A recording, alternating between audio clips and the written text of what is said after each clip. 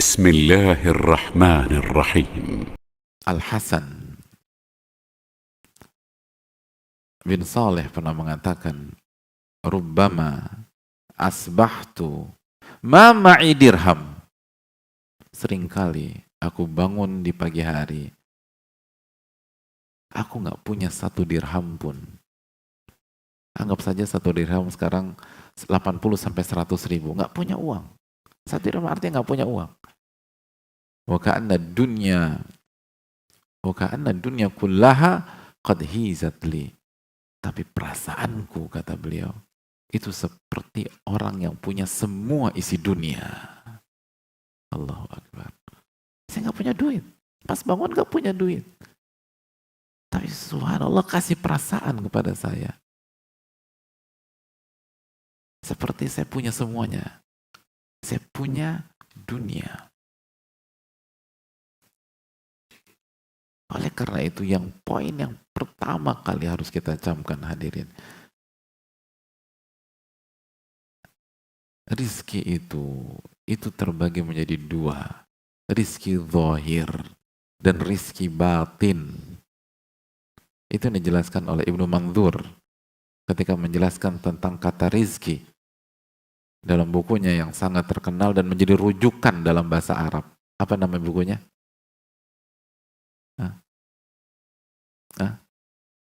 Lisanul Arab, Masya Allah. Hadiah ya. Syukran. Fadal. Ini bukan. Saya pikir di semua ini nih hadiah semua.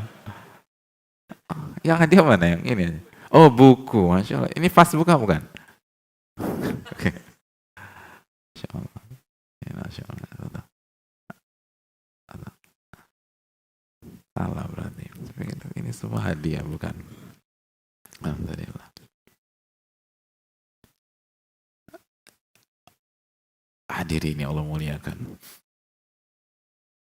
Yang pertama kali harus kita camkan bahwa rizki itu terbagi menjadi 2. Rizki zahir, harta, uang, properti, dan rizki batin yang berkaitan dengan jiwa kita, berkaitan dengan hati kita, berkaitan dengan ruh kita. Dan rizki yang paling mahal adalah yang berkaitan dengan ruh, berkaitan dengan jiwa.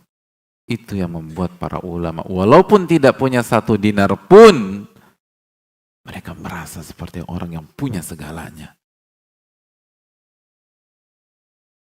Kenapa demikian? Hadirin,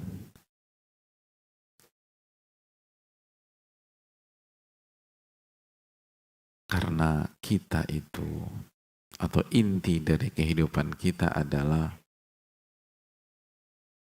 kehidupan ruh. Ulama mengatakan, ya khadimal jismi, kam tashqa bi khidmatihi.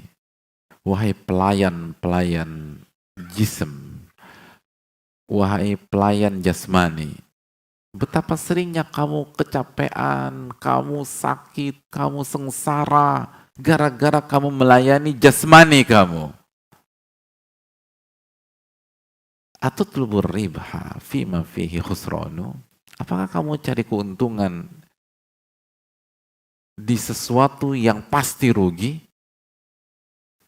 Aqbil ala nafsi wastakmil fadailaha. Fokuslah menata jiwa dan sempurnakan jiwa dan hati Anda. Fa anta bin nafsi la bil jismi insanu. Anda itu jadi manusia karena jiwa dan roh Anda, bukan sebatas karena jasmani Anda. Itu kata para ulama. Mereka yang memberikan pesan bahwa kita jadi manusia itu karena roh kita. Kehidupan roh adalah kehidupan yang terpenting dalam kehidupan. Kehidupan hati. Ala inna fil jasadi mudghah. Idza saluhat saluhal jasadu kullu wa idza fasadat fasadal jasadu kullu ala wahayal qalbu. Ketahuilah, di dalam jasad manusia ada segumpal daging. Kalau daging itu baik, baik semua seluruh anggota badan. Baik semua jasmani. Wa idza fasadat, dan kalau segumpal daging itu rusak, semua jasmani rusak. Pemikiran rusak. Semua berantakan. Ala wahyal qalbu, ketahuilah. segumpal daging itu adalah kolbu, hati kita, jiwa kita. Dan ulama memberikan pesan besar, barang siapa yang hidupnya melayani jasmaninya, maka dia akan sengsara. Bukan satu, bukan dua kali, bukan tiga kali, bukan empat kali. Kam tashqa bi khidmatihi. Betapa sering kalian sengsara, betapa sering kamu sengsara karena kamu sibuk melayani jasmani kamu. Jangan melayani jasmani. Itu awal dari kehancuran kita. Fokus kepada qulub. Fokus kepada hati. Dan itu yang diajarkan oleh para ulama.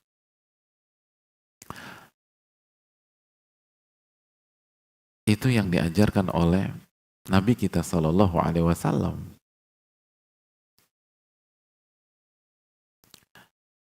Dan itu yang membedakan orang yang ngaji dan orang yang nggak ngaji. Orang yang belajar agama dengan orang yang tidak belajar agama. Masih ingat? Ketika Allah Subhanahu wa Ta'ala menjelaskan sebuah kejadian di masa sebelum Rasulullah SAW, ketika ikonnya dan simbolnya kekayaan melakukan show of force, membuat sebuah pameran harta dia. Siapa dia?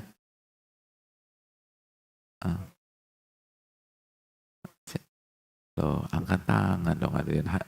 Kita berhadapan satu lawan satu lah. Siapa dia? Angkat tangan. Korun. Ini biar dapat hadiah nih. Angkat tangan dulu, belakang. Korun. Apa kata Allah dan apa yang terjadi pada saat itu? Allah Subhanahu wa Ta'ala menjelaskan dalam sebuah ayat atau beberapa ayat dalam Al-Quran, dalam surat Al-Qasas ayat 79. Mari kita buka ayat tersebut. Fakharaja ala qawmihi fi zinatihi. Fakharaja ala qawmihi fi zinatihi.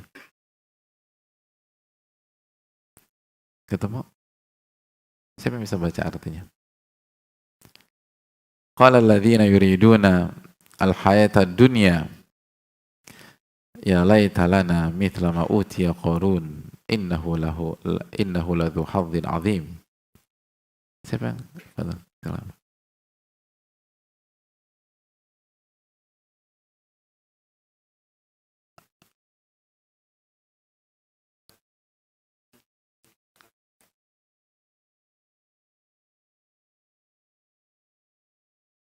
Jazakallahu khairan.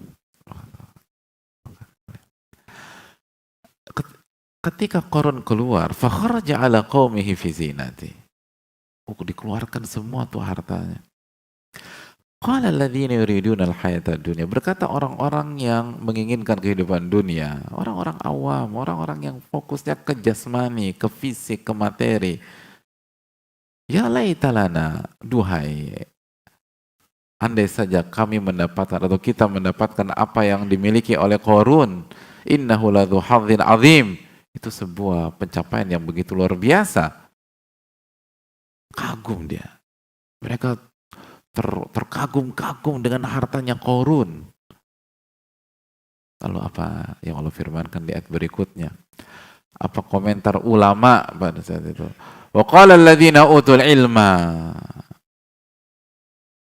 Maka decak kagum mereka direspon oleh orang-orang yang punya ilmu. Lihat, punya ilmu.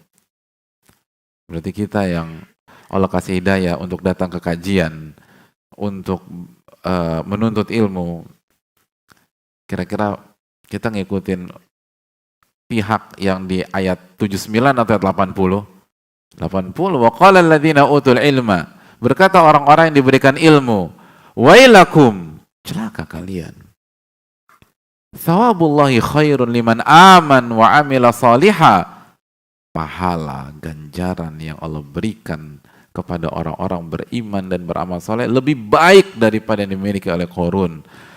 Lebih mewah dibanding yang diberikan oleh Qarun, didapatkan oleh Qarun. Wala yulaqqaha illa sabirun. Dan tidak ada yang mendapatkan kecuali orang-orang yang sabar. Lihat bagaimana Allah menjelaskan kepada kita. Anda kagum dengan hartanya Qarun, pahala Allah lebih besar dari itu. Anda menganggap itu besar, pahala Allah jauh lebih besar lagi. Hadirin, dijelaskan sebagian ahli ilmu, ini penting. Lihat bagaimana cara berpikir orang awam dengan cara berpikir ahli ilmu itu berbeda. Orang awam itu berpikir, secara umum berpikir sesuatu yang kasat mata saja, yang tangible, yang terlihat.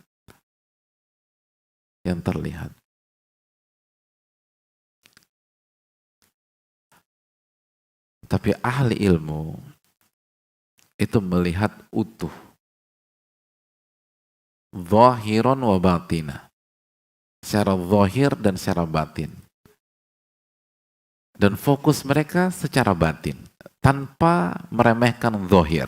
Zahir penting, tapi batin yang harus diprioritaskan. Makanya lihat 79 dan 80 ini. 79 terkagum-kagum dengan zahir. Adapun 80 lihat, ulama mengajak umat ke hal-hal yang batin, yang intangible, yang tidak terlihat. Tapi itulah esensi dari kehidupan. Dan begitulah semua pakar di semua bidang. Pakar semua bidang.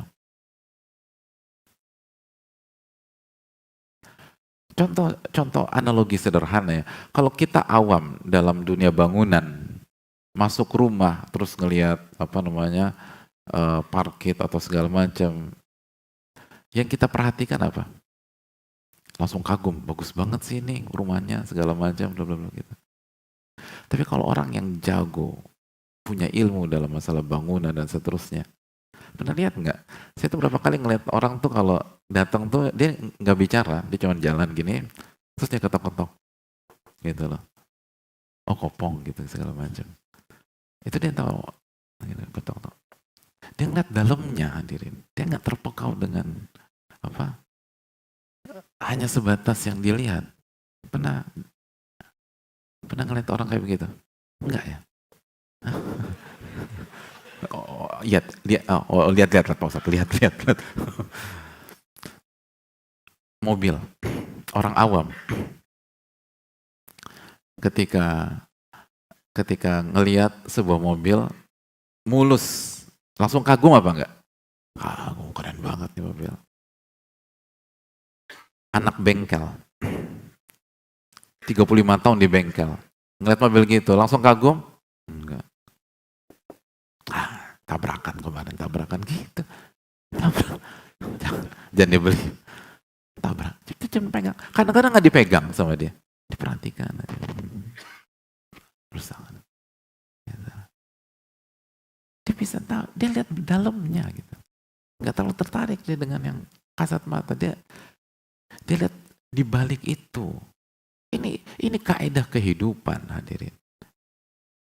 Di bidang manapun, orang awam itu selalu terkecoh dengan zohir semata.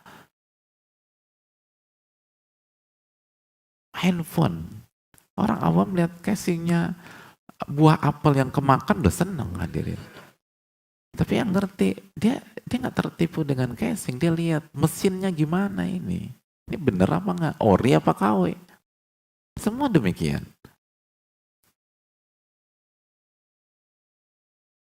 Semua demikian. Dia nggak tertipu dengan itu. Nah, bagaimana dengan kehidupan? Jangan sampai kita tidak diberikan taufik oleh Allah sehingga sempit untuk menilai harta atau rizki. Wa qala alladziina utul ilma, berkata orang-orang yang diberikan ilmu, wailakum, celaka kalian. Lihat, diajak orang-orang awam tuh berpikir. Jangan hanya lihat zohir. Lihat yang tidak terlihat juga. Wailakum, thawabullahi khairun liman amana wa amila salihah. Pahala dari Allah itu lebih besar dibanding yang dipertontonkan oleh Qarun. Tapi harus sabar, kata para ulama, sabar. Sabar. Untuk mendapatkan, untuk merasakan bahwa iman itu lebih mahal, ilmu an-nafi itu lebih mewah daripada segala harta, seringkali butuh waktu, hadirin. Butuh kesabaran. Jangan langsung. Oleh karena itu, hadirin Allah muliakan, sekali lagi, kenapa para ulama bisa tenang, bisa nyaman? Karena mereka bukan hanya melihat rizki secara zahir, tapi mereka melihat rizki secara batin. Dan itu kunci besar dalam masalah rizki. Makanya Allah Subhanahu wa Ta'ala menyatakan dalam surat At-Talaq ayat 11, ketika Allah menjelaskan tentang orang-orang yang beriman dan beramal soleh, lalu Allah dia akan mendapatkan surga yang di bawahnya mengalir sungai-sungai dan kekal selama-lamanya. Apa penutupan ayat tersebut? Qad ahsanallahu lahu rizqa. Dan Allah telah memberikan rizki yang terbaik untuk dia. Rizki yang terbaik itu bukan harta. Rizki yang terbaik bukan barang. Rizki yang terbaik bukan properti. Rizki terbaik adalah waman yu'min billah, barang siapa yang beriman kepada Allah, wa ya'mal salihah, dan beramal soleh, yudkhilhu jannatin tajri min tahtihal anhar khalidina fiha abada. Barang siapa yang beriman dan beramal soleh, Allah akan masukkan dia ke surga-surga yang di bawahnya mengalir sungai-sungai. Mereka kekal di dalamnya. Qad ahsanallahu lahu rizqa. Dan Allah telah memberikan ihsan, memberikan yang terbaik dari rizki